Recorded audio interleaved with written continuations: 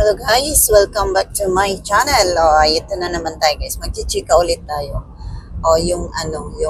Yung nag-PM sa akin about sa tuition fee dito sa Sweden.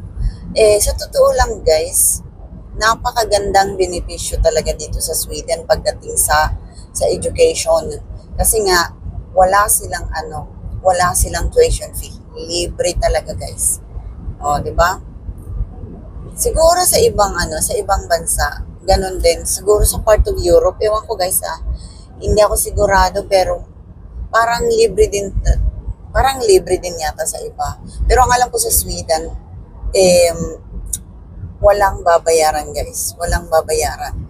So, karamihan dito guys, mga Pinoy, nag-aaral kasi nga, parang, syempre, manibago ka talaga kasi sa Pilipinas, ang mahal-mahal kaya ng tuition fee, di ba? O dito, pag mag-aral ka, o di libre, walang tuition fee, at saka yung babayaran mo lang is, bibilin mo lang yung libro. So, yung libro. Ang sinasabi ko guys from elementary, from lahat, hanggang sa mag-college ka. So, libre lahat. Wala kang babayaran. Tapos may allowance ka pa guys. May allowance ka pa, tapos pwede ka pang mag-loan. Pwede kang mag-loan kapag nag-aral ka.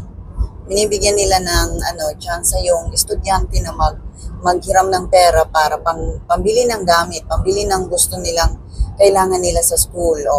Hindi naman binibili ng kailangan ng school, binibili ng kung ano-ano. Diba? Kasi pwede kang mag-loan. Ganun guys, ganun dito. So, ganun kaganda. Kapag nandito ka na, mag-aral kayo guys. Kasi nga, libre ang tuition fee. So, shout out nga pala sa nag-PM sa akin at nagtanong. May video na ako nagawang ganyan guys. Pero, alam ko na, siguro hindi nyo napanood yun. So, sobrang dami ko ng short videos. Short videos na lang ang ginagawa ko guys kasi nga, wala kasi akong time na gumagawa ng mga long videos. So, ganito na lang ang ginagawa ko guys. Nag-chika habang nagda-drive. So, ito na lang mga maibigay ko sa inyo ng mga information about sa Sweden.